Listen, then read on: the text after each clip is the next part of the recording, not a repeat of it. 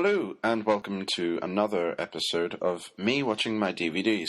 And I've been kind of churning these out pretty fast. I figured that I've kind of got a bit of time right now, so I was like, it'd be a good plan to kind of make them while I have some time. And also, I kind of wanted to sort of churn up a bit of a back catalogue. I do have a lot of movies to get through, so I figured it'd be a good idea to kind of hit the ground running. And that way, if I've got a few up and people kind of want to listen to more of it, then there'll be a few options there, because that's how we are these days with our sort of Netflixy, downloady box set, these box set times we live in, of powering through things in one big sitting. And I'm also pretty happy with keeping them about half an hour because it makes it, relatively easy to listen to. It's not very daunting to put it on, so that's pretty groovy. I'm pretty happy with how the last one went. The Faculty being the last one, and it was again it sort of, I don't know, when I was thinking of kind of doing the podcast in the first place, I wanted to have something different or an interesting take on it because it couldn't just be the same thing as everyone else's, and so I thought that rewatching these kind of things would be a good idea, and even if it makes for a crap show, which it probably is, but I'm really glad that I'm doing it anyway because it's just given me an excuse to watch cool movies, and after last week I'm kind of starting to think that maybe I had a pretty good taste in movies as a kid. That said, I also had Corky Romano. This week I'm going a blast from the past and jumping into Harry Potter and the Chamber of Secrets. Why do I say this week? I shouldn't say this week because, like I said, it's kind of sporadic. But anyway, Harry Potter and the Chamber of Secrets. My brother asked me why I wasn't doing it in order from the start. He said that I should be doing it he's like, take a week and do them in order, one every day, and have like a Harry Potter special week. That's too much effort. I don't want to put in I don't want to commit to having to do a week. I want to kind of dip in and out, and I also don't really have an interest in doing it that way. I never actually bought any other Harry Potter movies on DVD. We have a bunch of them because my sister got them as a box set a while back, but the Chamber of Secrets is the only one I bought, and I bought that back when, based not long after getting the Faculty, and so that for me is the one that I want to start with. Another reason I want to start with it is because I'm not ready to rewatch The Philosopher's Stone. I don't really want to watch The Philosopher's Stone. I kind of, even when I was a kid, the first thing I'd like to say is that I was a huge Harry Potter fan as a kid. And, I read the first 4 books in fucking no time at all. It was crazy how fast I got through them. And I kept reading them. And, there's a few people who kind of share my love for Harry Potter. I think it's something like, a gajillion, bazillion people around the world. And, and Chamber of Secrets was... I remember seeing The Philosopher's Stone and feeling like that was kind of crap, Even as a wee little lad, I thought that movie kind of sucked. And the Chamber of Secrets I actually quite enjoyed a lot more, which is funny because I much prefer the first book to the second book.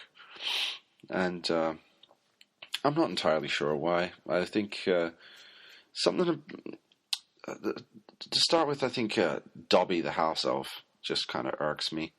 That little loser version of Gollum. It's. I think I didn't. It's the fact that he just imposes his will. It always bugs me when a character in anything tries to kind of what they think is for the greater good, and just causes them to interfere with other people, and I don't mind villains so much interfering because, a villain's got an agenda straight up. But when someone says that they're doing something for your own good and steps in on your behalf without your consent or permission, it for me, that makes a character very hateable. And, there's a lot of people who argue, like, oh, but he's cute and he's nice and, he's just he's trying to do the right thing. Fuck him. Like, this is the boy who lived, for fuck's sake, Yeah, this is a guy who was a baby, got shot in the face and it backfired and destroyed the supposedly greatest fucking wizard of all time. So, if you think what's best for him, as opposed keeping him in the fucking house with a bunch of like wizard racists who are fat idiots who don't even own a gun, or maybe they do own a gun. I don't remember, but I don't think they do because they live in fucking England. To think that he'd be safer there than in Hogwarts with Dumbledore, the guy who's fucking notorious for being the fucking king wizard who, like, everyone in the world respects, and even Voldemort fears, where everyone says fucking Hogwarts is the safest place in the world because of fucking Dumbledore. To think that he'd be safer with the Dursleys is just stupid. Okay, and he knows what the plan is. The Malfoys have a book, a magic book.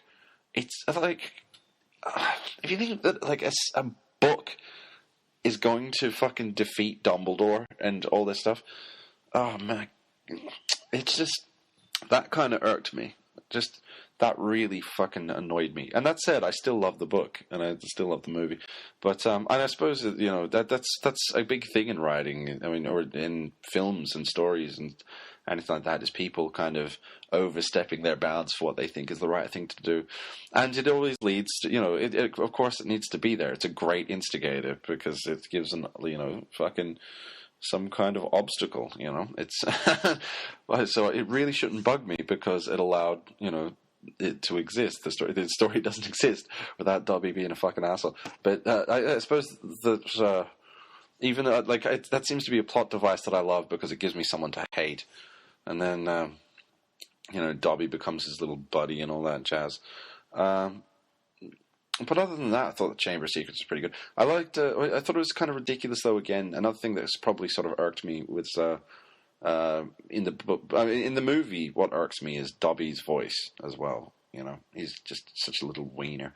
But also, it's the fact that the Dursleys,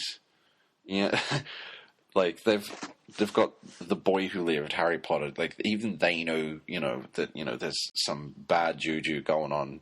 They don't care about him or whatever, but he lives with them. But they've been through the whole ordeal before with, like, all the fucking magic letters flying into the house and Hagrid giving their son a fucking pigtail in the Philosopher's Stone. And they think that they can keep Harry Potter there by putting some bars in the window. Like, I don't understand it's almost not believable, but I guess they're written as, stupid and fat enough and arrogant enough that they would be the sort of characters to try and do that sort of thing. I didn't come here to kind of attack Harry Potter. I love Harry Potter. Harry Potter's wicked. I've been waffling for fucking 8 minutes already about fucking the things that irked me in the Chamber of Secrets. I thought that, but yeah, it is a good book, and it's a big part of, my childhood. What am I talking about now? I don't know. I kind of got distracted. I got myself into a bad mood.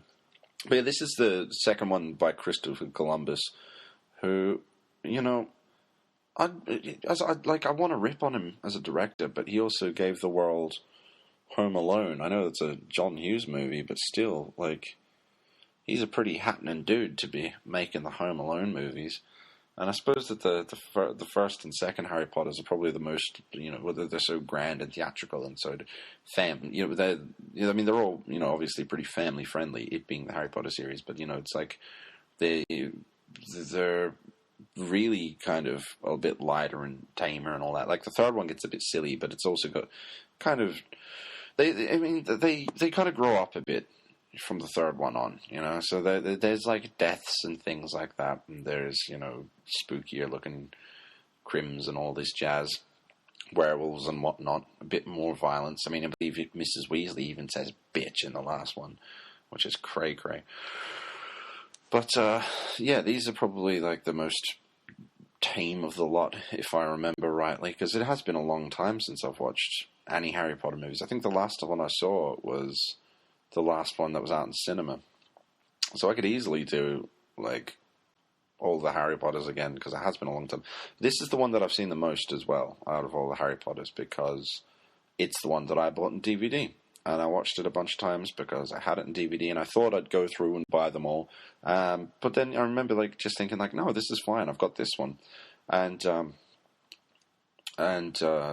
remember the character Gilderoy Lockhart in the book. I was like, this guy is like the greatest douche in the whole world. Like, and I remember when I first saw Kenneth Branagh on the poster, I was like, oh, he doesn't look like Gilderoy Lockhart to me. Like, I don't know what fucking image I had in my head, but yeah, I remember just thinking that he just didn't look the part.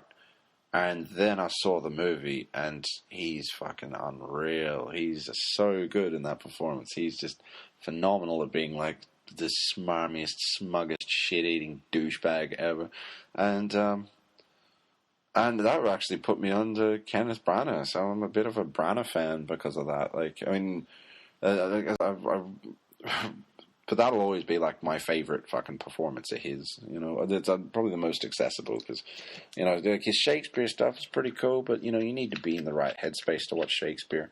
And if you zone out, then you fucking can lose so much of the plot. What's going on? Like, the one thing with Shakespeare is I very seldomly understand the language, but it's more about the gist for me. As long as I can understand the story and have the gist of the scene, then I'm happy enough.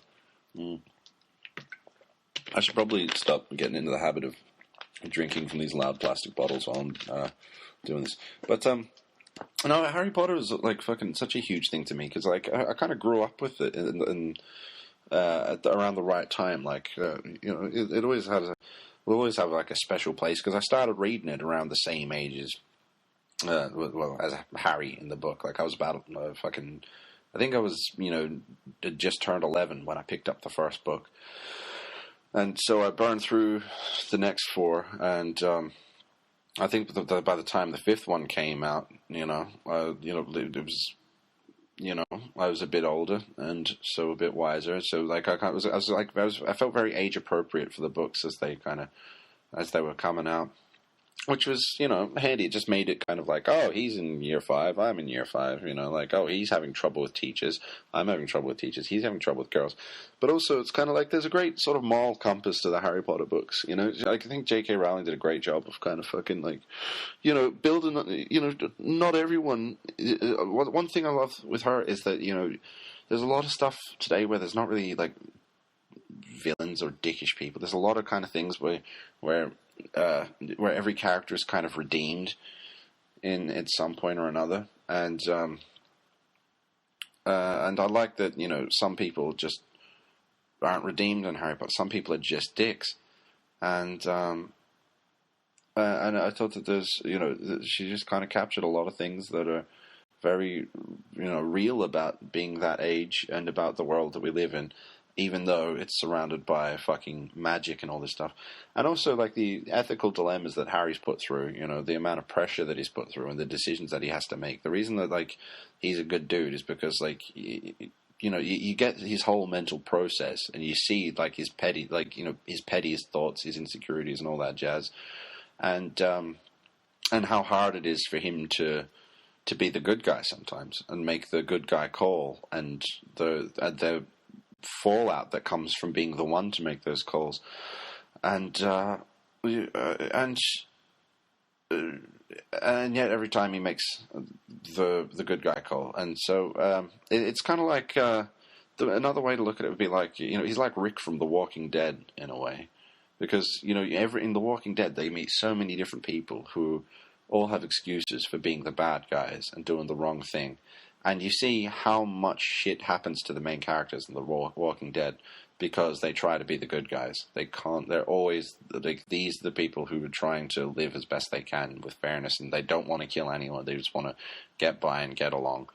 And there's constantly fallout. Like, so many people die because of that, and yet they still kind of hold on to their moral compass, and that's pretty cool, you know. And so, like, you know, I'm not, you know, a wizard who's being hunted by, you know, the biggest fucking magic terrorist in the world, you know, and I don't have fucking, you know, a world of undead things and people trying to fucking eat my face and all that jazz.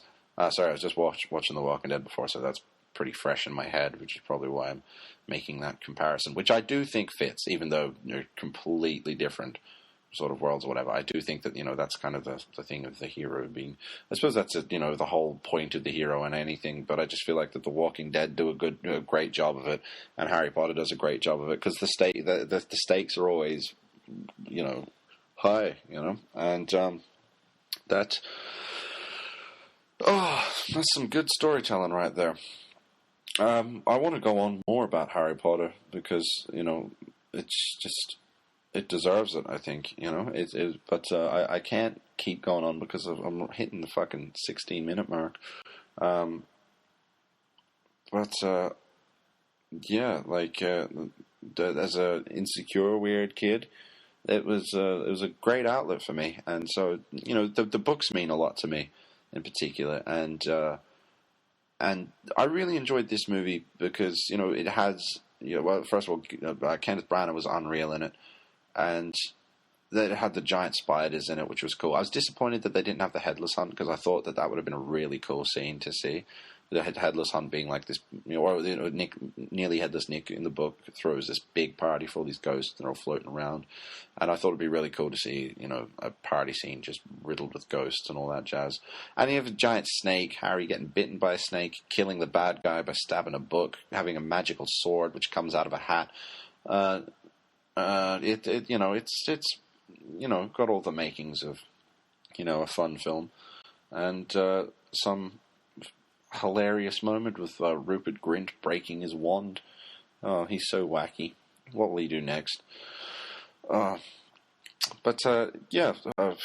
hoping that, you know, my love for Harry Potter comes across, because I know there's a lot of other people out there who love Harry Potter as well, and, you know, I'm friends with some of them, you know, and I'm hoping that, you know, there's something here that they can all relate to or appreciate or enjoy, because, you know, it was such a big part of our growing up. Okay, I'm going to stop waffling now. I'm going to go and watch Harry Potter and the Chamber of Secrets, and then I'm going to return and talk about it. So I shall return shortly.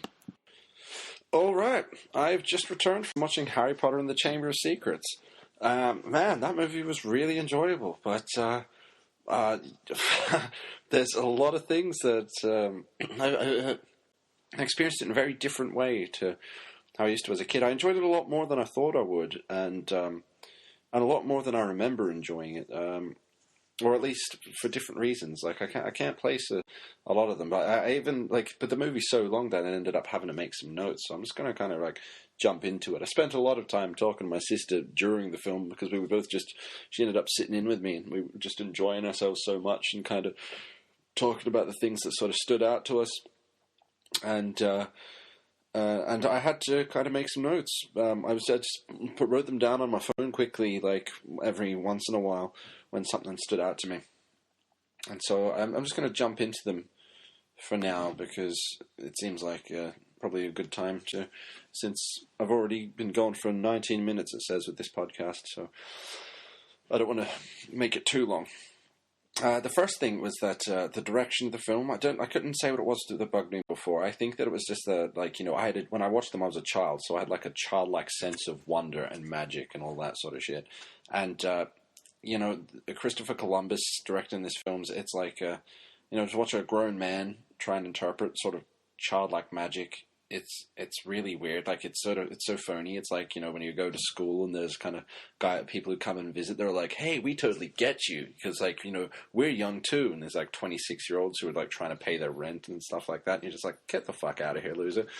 But the thing is, I don't think I appreciated Christopher Columbus enough because even though I sort of still stand by that, like, you know, he's the sort of person, if you put in a like the kind of like non-creative person who tries really hard to be creative and be like, hey guys, let's think outside the box, and there's really boring ways of being imaginative. Like, I get the feeling that he's kind of one of those sort of dudes, but he's a hard worker and he's really enthusiastic. I think that he doesn't really get the whole sort of magic thing. Like, you know, in his movies, he's got the fucking giant chess set, which is kind of like the. It sounds awesome in the book, and then you see it in the film, and you're kind of like, oh, that's kind of fucking lame. And then opening the Chamber of Secrets is fucking lame. All the magic in these movies is kind of fucking lame, you know? But this is the guy who made Home Alone, and then I realized what it is about the first two movies, Harry Potter movies, and also the fact that, you know, this is the guy who made the Home Alone movies, or directed Home Alone 1 and 2, you know, which I didn't mention earlier. I kept saying they were his movies and fucking John Hughes movies, but they're both of their movies. Like, Columbus is the director, if you're a fucking idiot and didn't know that. But, yeah, so, like, it's like, he's not a good guy for capturing magic, but he's a great one for japery. Like, he knows antics and hijinks and whatnot, you know? Like, so I feel like, you know, that is something that I didn't appreciate before because I was looking for magic, not antics. And I feel like that is kind of quite a big difference. And I think that was the sort of the change that came in with from the third one on, is they sort of felt a bit more kind of magic-y and whatnot. Next thing I want to point out is that Vernon Dursley is like the greatest character ever. I just love that fucking angry curmudgeon bullying a child. Oh, just the treatment of Harry in that house at the start. It's one of the best things ever. You know, just these bitter, angry little people who just out of spite just don't like him. And the guy who plays Vernon, God, he was terrific. And yeah, I just have to comment on that because, you know. Sometimes I wish I could grow up to be just a fat little curmudgeon like that. You know, he's a hero, an absolute hero. The next thing was I was just looking at all the wizards, and you know they're supposed to be like fucking, you know, like living amongst, you know, the common people. You know, they've got all their wizard towns and wizard houses and fucking all that all that sort of whole secret world. But they're supposed to be kind of like well into assimilation at this time. And they're asking Harry like, what is the use for rubber ducks and all that? But it's like they're considering that their whole thing is based on like not being discovered. They're giving out to Harry for fucking like. For driving Harry and Ron for flying a car to school, but they all dress like fucking, you know, like failed actors or drama teachers, you know, or guys who, you know, have Magic the Gathering games, or dudes who like have, you know, have long ponytails down to their waist and long leather jackets and practice taekwondo. Or use practice with using katanas. You know, this total sort of nerdishness. It's like people who try to carry themselves with an air of whimsy or mystery or something like that. Like it's all well and good in movies and all that, but you know, when you think of like when you see these clothes, you think people who kind of do wear these things, and they're the biggest douchebags in the world. So, but when you look into this, so now knowing people. Like, having seen people who actually wear like cloaks and things and being like, oh god, that's like the douchiest thing you can wear, you know, to see it then in the movie, it's kind of, even the good guys, they're like, you look like such a dickhead. Like, I just can't get behind it anymore because, you know, why would a fucking grown up, like a bunch of grown ups try to carry, like, sell an air of mystery? Just be a fucking grown up, talk to people, like, just use common sense, use logic in your conversations. Don't try and be mysterious. Like, the worst thing you can do is try and be mysterious, because first of all, you don't come off as mysterious, just come off as a tool bag. And so that's the same thing with whimsy. It's like people who try to be funny, people who try to actively be the funny guy, like wear a fedora, you know, have like fucking go. It's like have a catchphrase, walk into a room and go, hey, hey, you know, if you walk into any room and go, hey, you're probably a dick, and you know, you might be you know, a good person inherently, like you might have a good heart, but like if you do, you know. If you are that guy, if your role model is Ducky from Pretty in Pink, you need to, like, take a long look in the mirror and make some serious...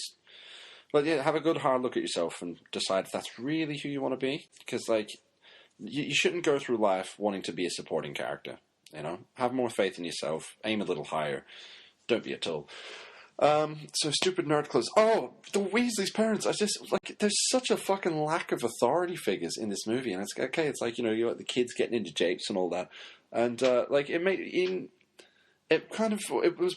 I think they did. It was much more sellable in Home Alone because you've got like fucking way less adults than you've got kids. There's mad japery in the house going on, and then like fucking Kevin gets left behind, or Kevin, someone drops something and Kevin's looking for batteries because his talk boy thing. So he ends up following the guy with the same jacket at the airport and getting on the wrong plane because he's bumped into the woman and drops his boarding pass. Like it don't make sense. Whereas the irresponsible adults in this are fucking ridiculous. Like, the Weasleys steal a fucking car and fly into the middle of a city and then break open a guy's house and, like, take Harry away. But they, like, vandalize his property and they fly around without the fucking camouflage on or anything like that.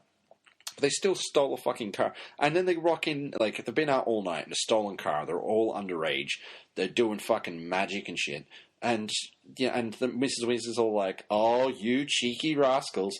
If I did that, my parents would have fucking killed me." Like, I think Annie, like, stealing your parents' fucking car—that's ridiculous. To break someone out of their house, from their legal guardian. No, that shit is like just these silly little looks of you. With this fucking knowing glint in her eye. No, that's like bad parent. And then fucking Mr. Weasley, that fucking irresponsible dickhead. Oh, how'd it run? Yeah, you're a fucking great role model. So no wonder they're fucking broke. That's dickhead who's breaking the fucking only law he's supposed to be upholding in the fucking Ministry of Magic. The utter bellend. And I really enjoyed this movie this time around. But just looking at these things, they kind of stood out to me. But yeah, and then, like, she gets mad at him after they steal the car the second time. But why do they steal it the second time? It's just like, oh, we've missed the bus. Oh, sorry, we missed the train. We can, like, get a later train. They didn't think to, like, wait 20 minutes. Their first thought was steal the fucking car. They're supposed to be in high school. Like, I don't care. 13, 14, like, steal the car. What if they can't get out? Like, you just assume your parents are dead. So I know, we'll take their car, their only form of transport, and we'll use it to fucking sort ourselves out. These role models are horrendous. I've got more to come back to later with fucking Dumbledore, who's just the worst. Snape, no wonder Snape's always pissed off because, like, he's the only guy with any fucking common sense. He's like, you guys just stole a fucking car and got seen by everyone, and we're supposed to be living in secret, even though he walks around fucking, with a cloak and long fucking hair. Like, it looks like, a fucking Vegas magician, and he's there saying that you need to be fucking inconspicuous. But still, he has a point, and he's like, hey, maybe take this, like, you should probably be come down on. And instead they get a fucking slap on the wrist because it's the fucking boy who lived, and so he gets special treatment. What I've realized, like, so many people rip on Daniel Radcliffe, and, like, I've really come to like him. Yeah, and I think everyone that's the thing. I think everyone he grew on everyone. Because, he's Harry Potter, and you just get used to him over time. And, and The Woman in Black was actually a really good film. But, like, you notice even more, like, his bad acting in the first couple of movies. And it's like, God, fuck, he's trying. And, you see he really put a lot of effort in. And you can see how much he's put effort in over his career. And that's kind of cool, It's nice to see, like, he's trying to better himself. So he's got some, length in his career. But, like, you can see the mechanics at work behind his thought process. Like, you can see him preparing to say his next line. He's just waiting for his cue and all that stuff. And that's all well and good. But the biggest thing that I've noticed with him is that, like, you've got, like, fucking green screen characters in this movie. You got Ghosts, you got fucking Dobby, you've got fucking, well, Ghosts and Dobby, you got a giant snake and all this shit. And then, like, and everyone, all the pixies as well coming down and all that. Anything magical that's green screened. And you've got fucking all of these people, and they're trying to look at the same thing. You notice they've all got a different eye line, talking to something that isn't actually there. And it always looks weird. Like, Crispin Glover did a terrible job of it in Alice in Wonderland. And that'd be a hard thing to do, to act with nothing there. But the thing is that, like, in this movie, it feels like Daniel Radcliffe, it feels like everyone else is green screened around him. It's like he treats even real humans like he treats green screen characters, which either means that he's a really good actor or he's just, like, really I don't know, but, like, that's one thing for me is I felt like, it just seems like he is, like, just cannot connect with people who are standing right in front of him, but he by golly, he gives it a shot. And The Woman in Black is really good, so I kind of want to check out some of his other stuff, like Horns and Kill Your Darlings, I think it's called, or whatever. I haven't seen it yet, but fuck, I'll get around to it. But I did think that Harry was a bit of a dick, because I'm making... Oh, shit, I'm not even halfway through the list. I'm hitting half an hour. Right, so I should probably speed up then, because this is going to be a bit longer anyway. They take the Polyjuice Potion anyway. Harry, Ron, Hermione, to turn into fucking Crabbe, Goyle, and Millicent Bulstrode. Obviously, Hermione fucks it up, turns herself into a cat, can't come out. So you got Harry and Ron as Crabbe and Goyle, or vice versa. I don't know which fucking... No one cares who Crabbe or Goyle is. They're just big, lumpy douchebags. But first thing Harry says to Ron is all like, hey, we've got... like they're like, oh, we've got our voices. And he's like, yeah, you need to sound more like Goyle. So Ron starts doing all like a, oh, blimey, Harry kind of voice. And Harry keeps his same fucking pansy voice. He's now like a foot taller, this big fucking oafish, Hodor kind of dude, and he doesn't change his voice at all, wearing his fucking tiny little glasses, and he has a go at Ron for fucking not being in disguise, and they're in the base of the bad guy, looking at their enemy, in the Slytherin house, and they can't hold their shit together, knowing that they're fucking on an undercover mission of great importance, and they don't want to be found out, or they'll totally get expelled, or fucking their ass is kicked, and they fucking... They fucking lose their temper over, Dumbledore being called names, Ron's family being called names. Get your shit together. You're supposed to be fucking, these fucking little gumshoe explorer kids, for fuck's sake. You stole a fucking car, you crashed it into a magic tree, you're breaking all these rules and whatnot. You've faced a 3-headed dog before. You took down fucking... Voldemort twice at this point, basically. One as an infant, and once when the year before when he was on the back of some dickhead's head. Well, that was a really bad sentence, dickhead's head. Some fucker in the back of some douchebag's head. There, that's better. And you can't fucking hold your temper for 5 minutes while talking to, some guy. Why not just, hide a poo or something in the room? I don't know, just do something stupid, I don't know, just do something. You're there in the Slytherin house. Do something petty, steal something, right? Malfoy's a wiener in his diary or something, and then leave. But don't fucking lose your temper in the middle of the fucking mission. It's just stupid. I don't buy it. Then you thinking back over they're talking about the whole idea of the Chamber of Secrets being it's the Chamber of Secrets. There's a monster that lives in there, and the heir of Slytherin can open it. And it's why did this happen? It happened because 1,000 years ago, the greatest wizards of time banded together and decided, let's open a skull. Except one of them was a fucking elitist, crazy person who built a fucking murder chamber and put a fucking evil monster in because he was a fucking, pretty fucking racist dude who hated fucking Muggleborns.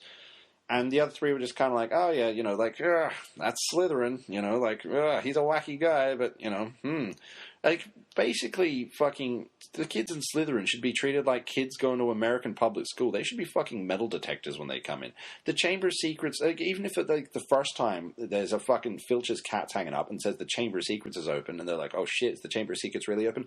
That's the time to start fucking, sussing out the Slytherin kids. I know it's fucking Ginny Weasley who's opened it, but it's because a Slytherin's behind it. A fucking Malfoy's behind it. So, Slytherin are clearly not good dudes. And how is anyone ever surprised when, there's a fucking Slytherin behind it or something like that? And I suppose it's a moot point because I did just point out that Ginny is essentially the dick, but it was Malfoy, essentially. Malfoy's dad, which I love. I love that a fucking grown man is, fucking with children like that, It's one of the greatest things, because, just how petty you'd have to be to holding a vendetta against a child. It just makes the bad guys that much more... the fact that Voldemort has a whole issue with a child, and that fucking Malfoy is Harry Potter is the nemesis to a whole family, a whole fucking bunch of grown men who sit around in cloaks going, yeah, we'll get you, Harry Potter. It's oh man. It's ridiculous when you think about it. I was wondering how much, I was wondering, did they find the Polyjuice Potion in a random book in in the library, just a fucking easily accessible book in the library, and they just to go and make it in the open in a bathroom. And if you tried making it in a men's room, even if there was a ghost in the men's room, there'd still be dudes who went in there. And if there was like a cauldron in there, someone would pee in it.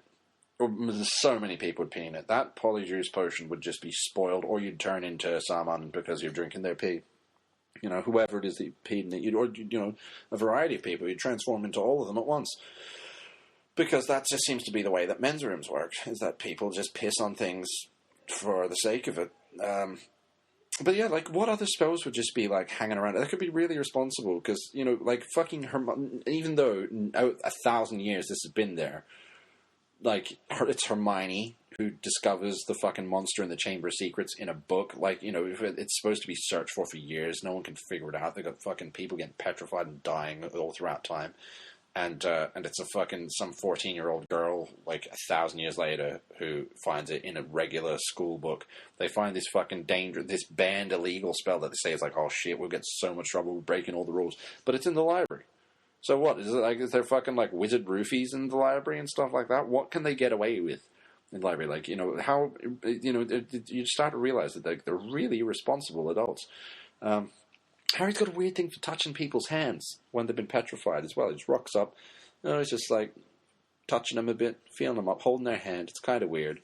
I thought it'd be funny if he started like, if he kept getting busted, like groping people who are unconscious, because that'd just be wildly inappropriate. Like, the boy who lived, and that everyone's kind of covering up that he's some weird deviant. But yeah, so you've got all these fucking petrified kids lying about the place, and you just have to wonder, like, that like child after child after child gets fucking done, petrified by the fucking great evil of the Chamber of Secrets, and there's no fucking difference in security. Like, they don't bring in like some fucking security guards or anything like that. They don't fucking walk the kid. They're just like, oh yep, you don't leave your room or you'll get in trouble. And it's like, no, forget they're getting in trouble. They're gonna get fucking murdered. But there's like no increase in security. And do they tell the parents? Because so many kids would be pulled out of school. But it just seems like, they're finding out it's not in the newspapers. Malfoy's dad points out. It's like, oh, it's not in the... I'm pretty sure it was him. He's like, it's not in the papers. Someone's saying Dumbledore's covering this up. And it's like, yeah, actually, that's kind of big news. If an ancient evil has been unleashed and, like, into a school, that should probably, be... that's a message to go home to the folks. Like, you don't wait till the midterms for that one. But, and then, like, but that's just Dumbledore. Like, Dumbledore's a bad guy. It's like he knows the kids are sneaking out of the room and breaking the rules, and so he stares at them while talking to someone else and just creates a really awkward situation, like, looking into the camera. Now, it makes sense for the viewer, but to everyone else in that room, Dumbledore just looked like a fucking stupid old man, which is kind of, probably how more people should be looking at him, a stupid, old, out-of-touch man. Because he knowingly endangers students. It's like, help will be given to those who ask for it. And, like, knowing that these kids are running around with an invisible fucking cloak, and knowing that they just time after time, and, fucking not punishing them for anything. It's like they steal a car to get to school, and they crash into a tree and damage the property. Okay, it's before term, so I don't expel them. But just, like, that whole kind of, like, oh, you scamp attitude, like, someone should really kind of hold these guys a little bit more accountable. And, like at the end, his last big spiel is like, you've broken every single rule in the book. Why, a normal student would be expelled. So I guess it's only fitting that you get special awards, like positive reinforcement to, just fucking endangering themselves and others. That said, they solved the whole problem. They didn't open the Chamber of Secrets, but, they do get lucky an awful lot, And, God, it's like you kind of realize, I was just looking at all the sort of the whole thing that I was thinking with people in their stupid fucking wizard outfits and looking like douchebags, and then you come to realize that, like, Voldemort is like the biggest douche of them all. Like, he's supposed to be the most powerful wizard in the world, and he's got this fucking vendetta with a child. Like, that's his greatest enemy. Not Dumbledore. He's more obsessed with Harry Potter. Like this. What a dick. And then It's great, like, when you see him as a teen, and he's so fucking, like, theatrical. It's like, I am the great Lord Voldemort. And it's like, man, I bet he got his ass kicked a lot, and rightly so, because he's a dick. Like, you know, when if you treat people like that, of course they're not going to like you. And then the only thing that's justifiable, like, then you go off and become a supervillain because people don't get you. No, make more of a fucking effort to not be a bellend. You know, it's like it's not their fault that you're a tool. So then he goes off and becomes more of a tool and thinks that it's society's problem that he has no social skills. You know, what a fucking asshole. What sort of teenager sits around writing their name into anagrams until they come up with, I am Lord Voldemort? You know, I'd be great. Like, it's like, what a fucking douchebag. I'm like, I should sit down and come up with a fucking anagram for my name as well. I'm not going to, but yeah, I wonder what my fucking loser wizard fucking anagram would be if I wanted to go and pick fights with children. And you know, it's great because, you know, you've got your fucking teenage Voldemort standing there next to Harry, and, you know, the big fucking dramatic sort of, I am Voldemort. This has been my secret plan all along, Harry. And then you got fucking, you know, Harry repeating everything.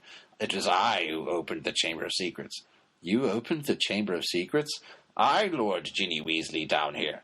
You, Lord Ginny Weasley down here? Hagrid was innocent. And he just Harry repeats like everything. That's his whole thing, is just to state what has happened in the scene, just to make it easy for the like fucking slower members of the audience to fucking keep up.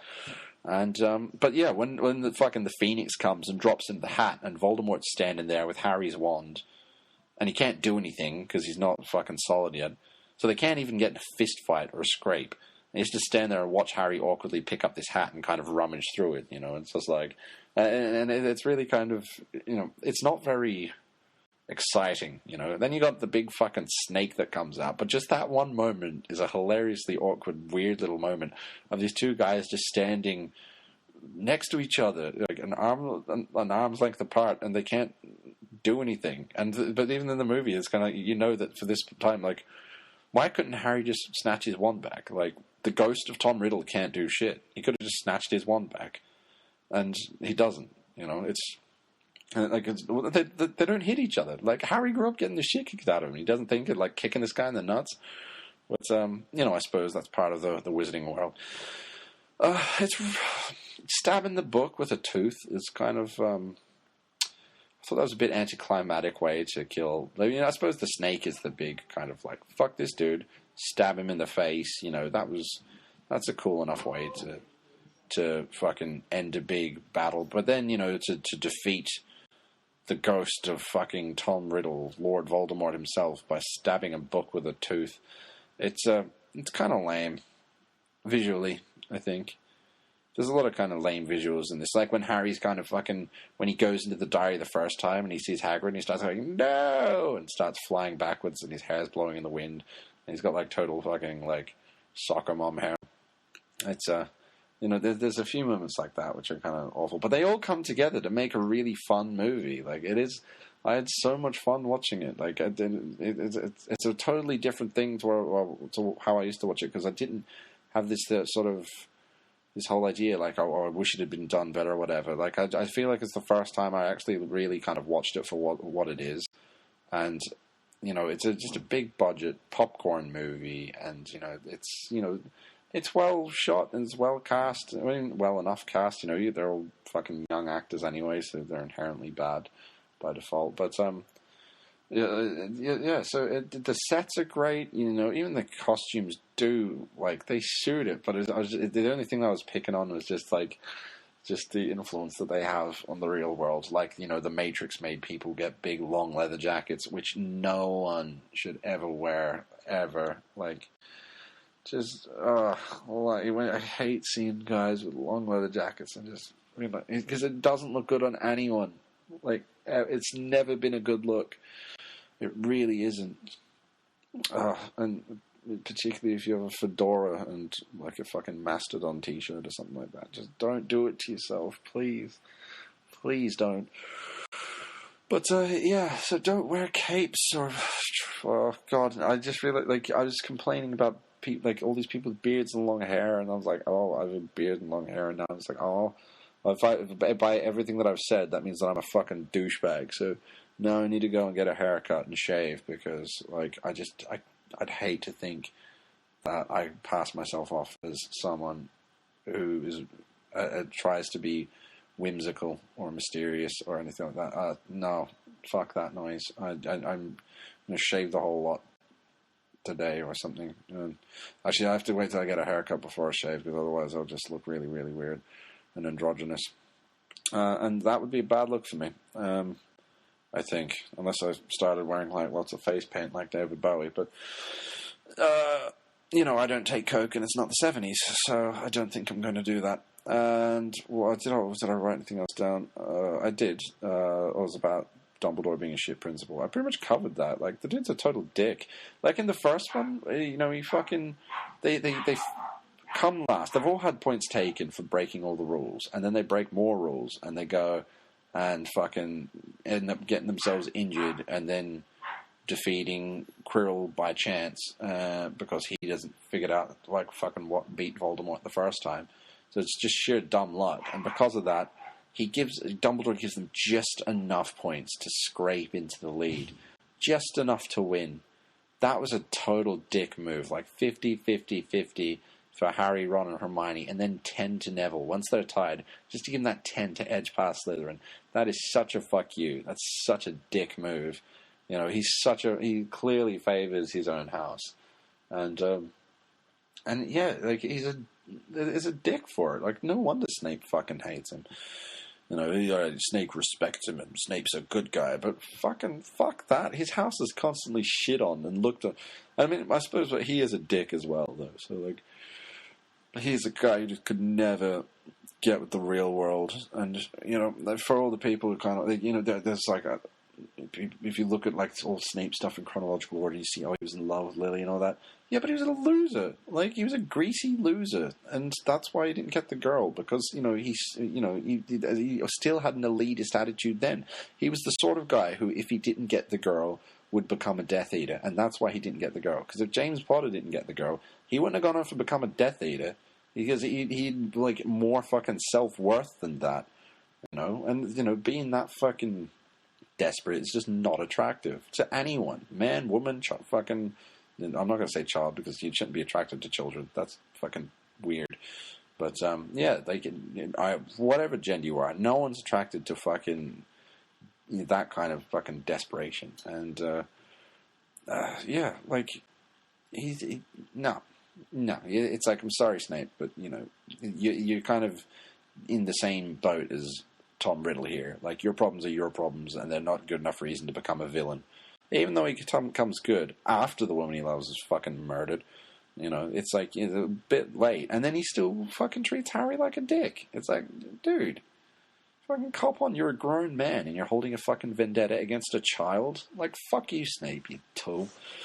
Go fucking raid the Nakatomi building, you dickhead. But, yeah, so fuck Snape. I'm so glad that they got rid of the fucking brimless wizard hats from the first one, because they just made everyone look like a fuckhead. Like these like mini KKK kids running around with these stupid fucking hats on. They didn't wear them much in the first one, but they were the dumbest fucking hats. These fucking cones. It looked like they were made by, like someone's mum for a school play or something like that. Just like the muffins that Crabbe and Goyle eat that fucking knock them out. They look like the least fucking enticing muffins I've ever seen. It's like if and all the soccer mums would make something for the school bake or something like that as a fundraiser, and like there was one mum who was like the crappest baker, and so she'd make the ones that no one wanted to eat, but they she'd make the most as well. So you'd end up with a bunch of them. Yeah, that's kind of what they look like. Just these terrible dry muffins, just like these terrible stupid fucking hats, and. I'm glad they didn't come back. And the last line is so cheese. It's not Hogwarts without you, Hagrid. Why does Hagrid get standing ovation from everyone? I know everyone likes Hagrid, and that's well and good, but Harry didn't get any kind of applause, and he killed a giant snake. Like, if we're gonna if we're gonna jump on the Dumbledore train here and just let him off with everything, which is cool because it makes for entertaining movies and all that. But why does Hagrid get an applause just for being Hagrid when Harry fucking saved the fucking school from being closed, and the life of his best friend's sister, and killed a giant snake. And he gets a shared special award with Ron. Yeah. So that was neat. Like, fucking, how about, a bit more of a pat in the back there? I mean, I suppose then it would just be even more encouragement to him to break the rules and all that jazz.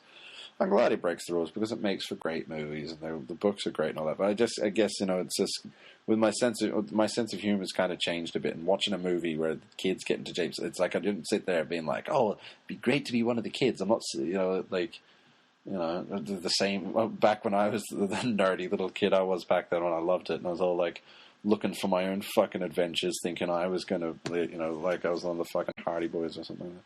And yeah, like it's amazing how your perspective shifts when you get a bit older. The last note that I made was about fucking Dumbledore cancels the exams at the end of the school year as a celebration. I'm pretty sure that would piss off a lot of students and teachers and everyone people who'd worked their fucking ass off, and worked harder than all the other kids who fucking partied and, smoked wizard weed. And they just get straight on through. Meanwhile, these other kids who should be getting fucking who are looking to become like doctors or whatever the equivalent is, auras or whatever they call them in the wizarding world, and where you want high grades, and it's just like, you know what, it's grand, that's kind of unfair. Now, I don't think that exams are necessarily the best way to do things, but yeah, it just kind of was a shitty thing to do.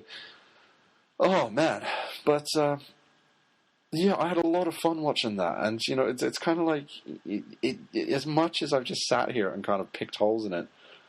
That's part of what's so great about it, is that it's like, it's this movie that's such a big part of, of everyone's, like, everyone knows these movies, these Harry Potter movies, and, it's such a big part of, my childhood, and I love, that I can sit down and I can still enjoy it, but I can watch it with new eyes as well. Like, me and my sister just sitting there and kind of making fun of it. But at the same time, it's still something that I love, and I still really enjoyed it. It's a really fun movie. And I'm glad that it wasn't a case of I went back and it was the same movie that it was before, and that I got nothing new from it. I'm glad that there's all these sort of new perspectives, and that I saw, in a completely different way. Like, I really did see. I think I really kind of got what Christopher Columbus was actually. Should I just call him Chris Columbus or Christopher Columbus? Because I don't make that whole weird American discovering guy. I don't know, but I think I fucking finally see it the way that he intended it to be seen, without a chip on my shoulder, being some fucking elitist Harry Potter fucking 11-year-old, like I knew how to fucking make the best Harry Potter movie ever. This is bullshit, you're doing it wrong, that's the wrong Gilderoy Lockhart, Castle's too bright, I don't like the look of Aragog, this is one of those occasions where I want to go back and be like, dude, just let go. Just let it go. Fucking go back, show myself the Frozen DVD, teach myself to let it go. Go back, introduce past me to Taylor Swift, and shake it off. Because, clearly the issue is me. It wasn't the movie. The movie's a fucking hoot. It's a lot of fun. And I'm so glad that I watched it again. But again, it's one of those things where, just the whole point of the podcast, going back and seeing something in a way that I haven't seen it before. Like, it's looking at something old, something that I know, and re-experiencing it again at a different time in my life. And I'm really glad that I did, because it's made me really excited to go through the rest of them. And I wasn't going to, but I will at some point, because I know that we've got the DVDs knocking about. So, I'll fucking pick them up and jump into them at some point. Not anytime soon, though, because I feel like I've kind of covered a lot of Harry Potter now. No one wants to hear me go on to Harry Potter for another hour. It's crazy that it hasn't felt like I've been talking for fucking an hour at all, but I nearly have. And it's just been me, so that's fucking. I was going to ask my sister if she wanted to join in, but she said that she wanted to kind of give it a bit of a breather. She said she'd jump in tomorrow. So tomorrow's episode is going to be cool, because it's going to be a twofer. But yeah, I imagine, I figured that, sort of run out of stuff to talk about ages ago, but Jesus, that really wasn't the case. So fucking, it's really cool that, sometimes I'll be getting movies where I can get a lot more out of it than fucking Corky Romano. And I got a good bit out of The Faculty as well. I think that I probably could have gone a bit longer. So maybe I should start kind of trying to let them go. Fuck it. I'm just going to keep doing it the way I'm doing it. And as long as I've got something to say, I'll say it. But I'm not going to try and force a specific time frame on it, because if I set it to like a 40-minute or an hour or something like that, and I only want to talk for 25 minutes, it's going to be boring as fuck, because I'm going to be really clutching at straws for something to say. And I really don't want to do that, I just want to... I'd rather just kind of keep it interesting for as long as it is interesting. Because that's assuming that I'm making an interesting show at all, which I'm probably not. Well, it's just a bunch of people. I know that there's, a few of my weird friends who, have been enjoying it. Thanks, guys. The support's been terrific from all 4 of you. Mum, Dad. No, they haven't heard it. I don't think. I hope not. That'd just be weird, considering we live together. I could just talk to them about the movies. They don't need to hear it through a computer. Tomorrow's episode is going to be different, because I didn't choose the movie this week. Well, I was involved in the choice, because I asked my sister what her first movie was. Because we're like, all right, we'll do, if we're going to have a guest on, I'll do it with, what's a movie that is something to her. This has been me going back, so I may as well do it with, the person who's kind of visiting. And so, and it's also a movie that I haven't seen in a while, because she said that it's one that she doesn't remember her first film.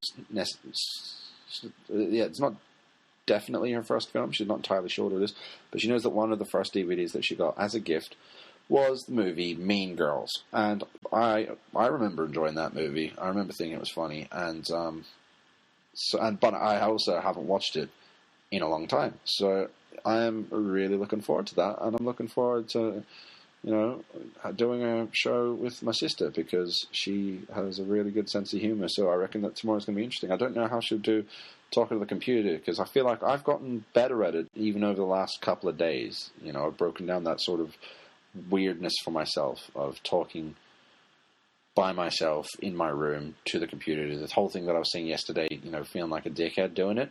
That's still very present. Like, I'm completely aware of that, but I'm more used to it now, so it's okay. Anyway, I think that I should just leave it there. Hang on, will I? No, I'll just leave it there. So, yes, I'm looking for that. I'm glad I watched Chamber of Secrets again. You've probably seen it before. If you haven't watched it in a while, watch it again. It's a really cool idea, really cool film. If you haven't seen it before, you should, buy a TV or come out of it from under your shelf, because there's such a beautiful world we live in, and there's so many enjoyable films, and you'd be doing yourself a disservice to miss them all.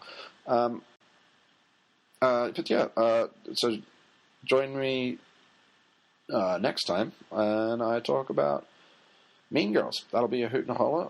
I've been Tommy. Oh, I am Tommy. This has been me watching my DVDs. I still forget the name of my show regularly, and you stay classy, San Diego. Boom.